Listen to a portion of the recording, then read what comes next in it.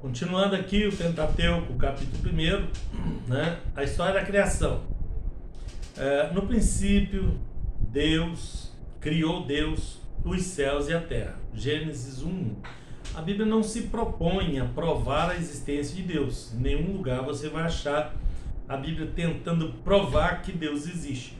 Mas ela inicia a sua narração atribuindo a Deus a autoria. Tá? Ela parte do princípio, tá?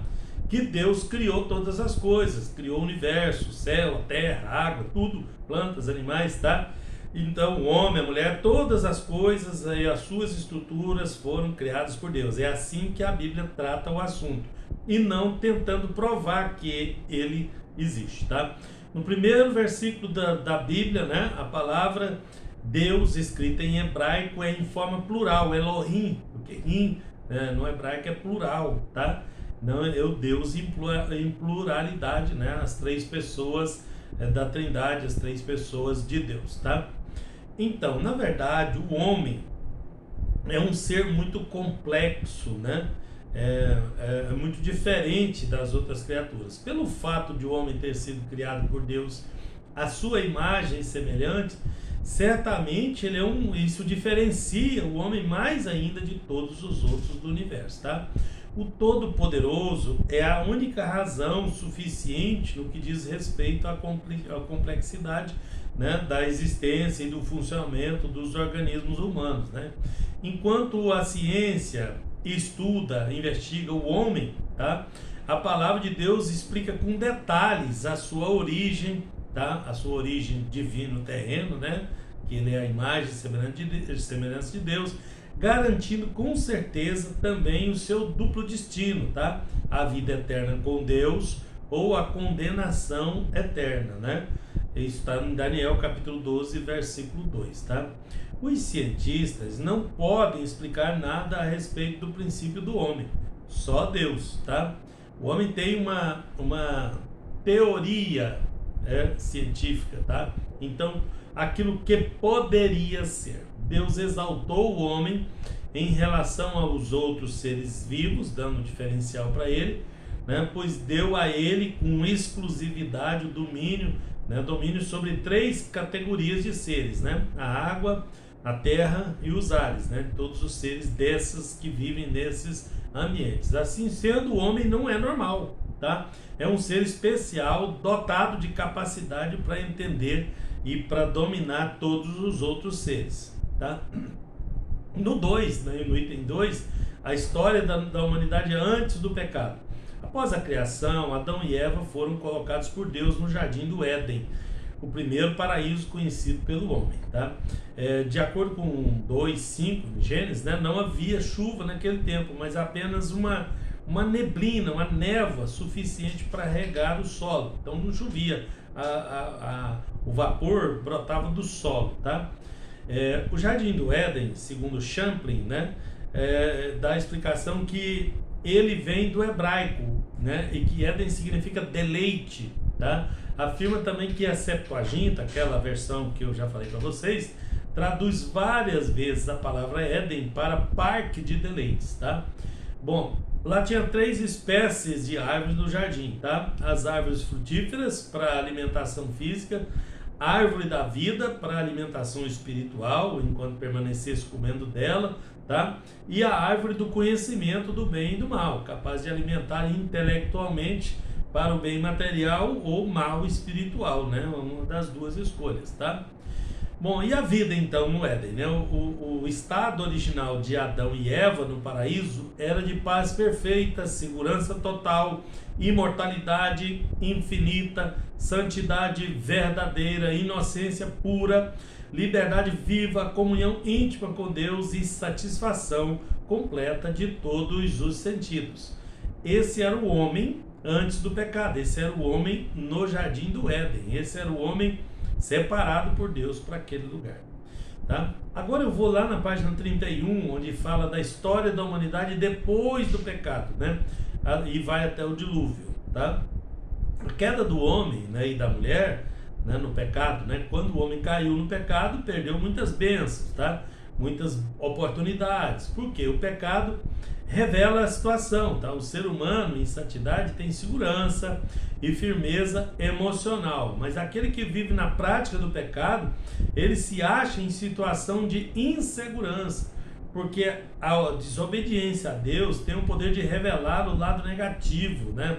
O lado espiritual decaído do homem, né? A verdadeira situação do homem diante do seu Criador, cujos impulsos se apresentam de dentro para fora, tá?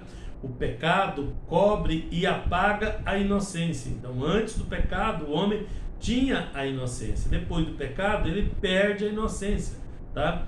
Então, Adão e Eva perderam o sentimento de inocência e caíram na prática de acusações irresponsáveis, já não eram mais inocentes, né? Nenhum deles quis assumir a culpa do seu erro e ficou jogando um para cima do outro, tá? Por quê? Porque o pecado revela, né, esse lado obscuro do homem, tá?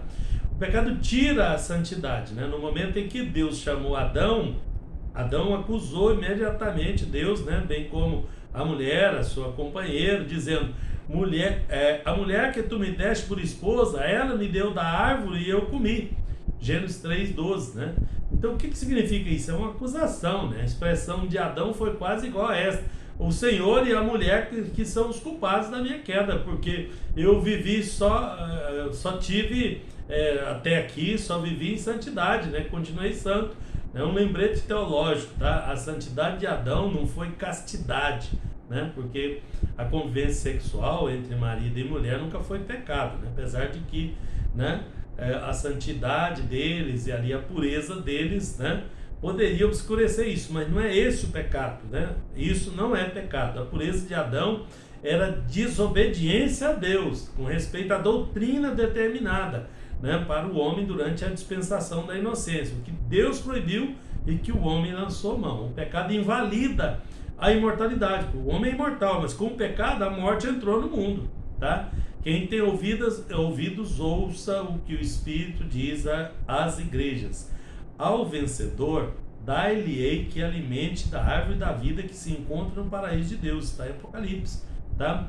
Então a primeira medida punitiva, prática de Deus foi impedir que Adão e Eva comessem da árvore da vida, tá? Estando em pecado, porque tinham morrido espiritualmente, né? Não eram mais imortais, eles perderam a capacidade de estar em comunhão com Deus, tá? Nesse caso, quem está sem comunhão com Deus não deve participar da árvore da vida, tá? Então a primeira decisão de Deus, a primeira providência foi impedir que o casal participasse da árvore da vida, tá?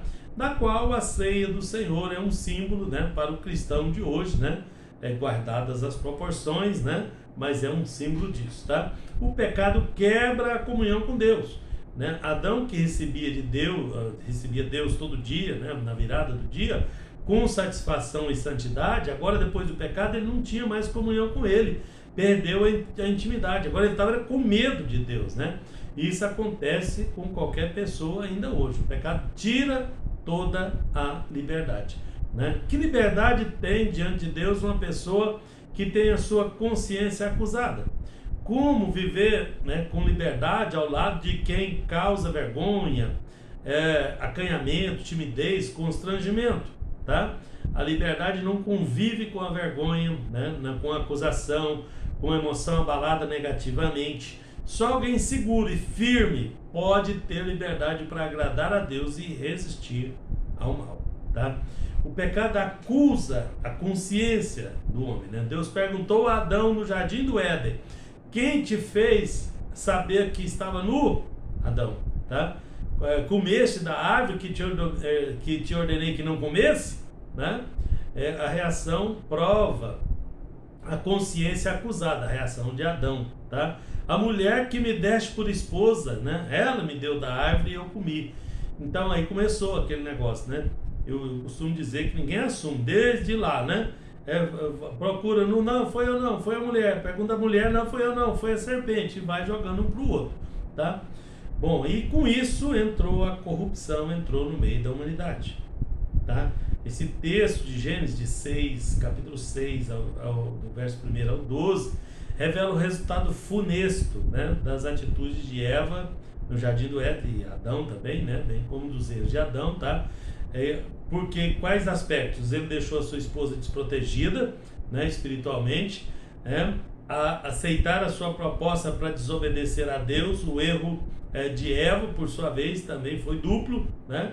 Então, primeiro Adão deixou a mulher desprotegida e depois ele aceitou a proposta para errar, porque ele podia ter barrado ali, não podia, né? Dar atenção para Satanás na ausência do marido, o erro dela, e convencer o marido a pecar contra Deus, outro erro dela.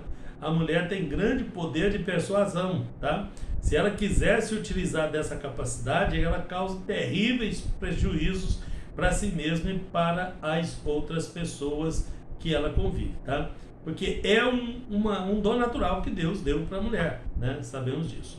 Então Deus pune agora os homens, né? Os pecadores, através do dilúvio. A coisa desandou, um período ali de muita pecaminosidade, e aí Deus resolve punir o homem com o dilúvio, tá? 3 frases contidas em Gênesis 6,13 merecem destaque, tá? Primeiro, resolvi dar cabo de toda a carne. Segunda, a terra está cheia da violência dos homens. Terceira, eis que os farei perecer juntamente com a terra, tá? Então, 3 coisas que Deus falou ali que estava acontecendo ali, que ele ia trazer o dilúvio para resolver esse problema, tá? A história da humanidade, então, do dilúvio até Abraão, mais 400 anos aí para frente, tá? O primeiro ato legislativo de Deus após o dilúvio foi estabelecer uma aliança com Noé, tá?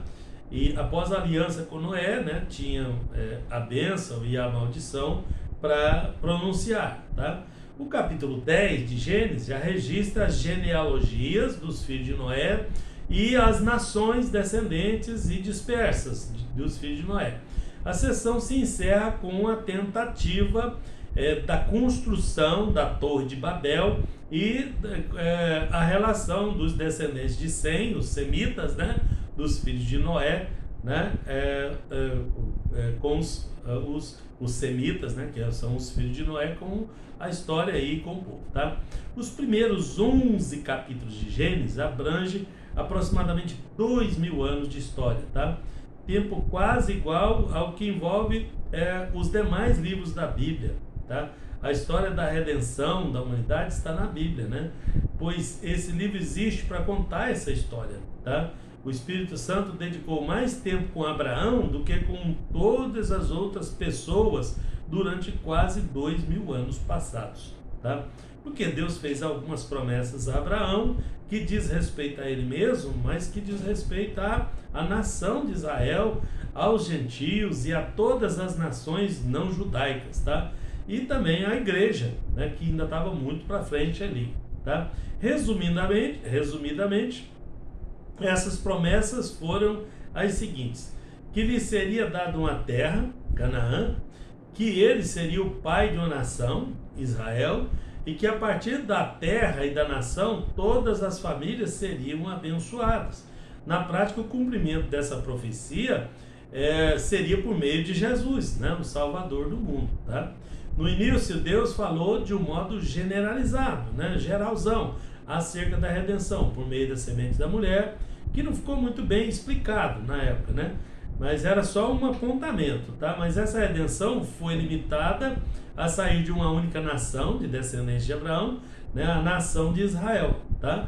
Durante o tempo em que Abraão viveu, Deus confirmou a sua aliança com ele e em algumas oportunidades autenticando assim a promessa que ele teria feito, tá? Bom, depois vem Isaac, né? O nascimento de Isaac foi prometido por Deus, né? Depois da idade normal de geração de filhos, tanto para Abraão quanto para Sara, né? Foi provado sobre um altar, né? O Isaac foi provado sobre um altar, né? E era o escolhido de Deus, né? Como se fosse um cordeiro, né?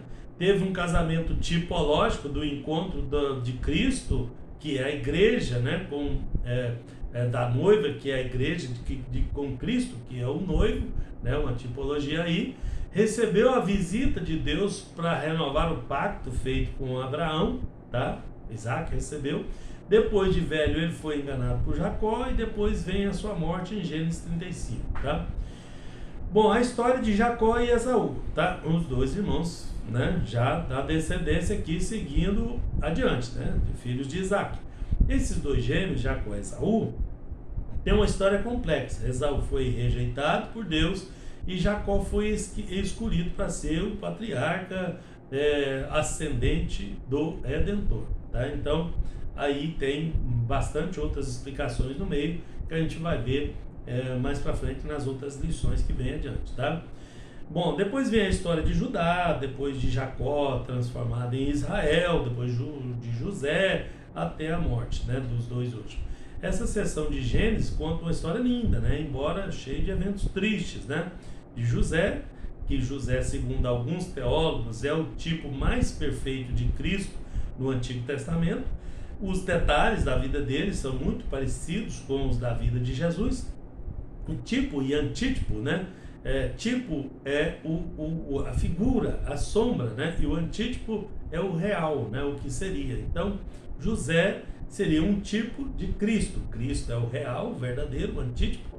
E José seria o tipo, né? Que serve de sombra de acontecimentos. Então, os tipos estão sempre, quase sempre, no Velho Testamento. E os antítipos sempre, ou quase sempre, no Novo Testamento. Então, cada cerimônia, cada celebração, cada atitude daquela apontava para o verdadeiro, para o real, para o definitivo que estava por vir adiante, tá? E depois a gente fala mais de tipologia também. Deus abençoe.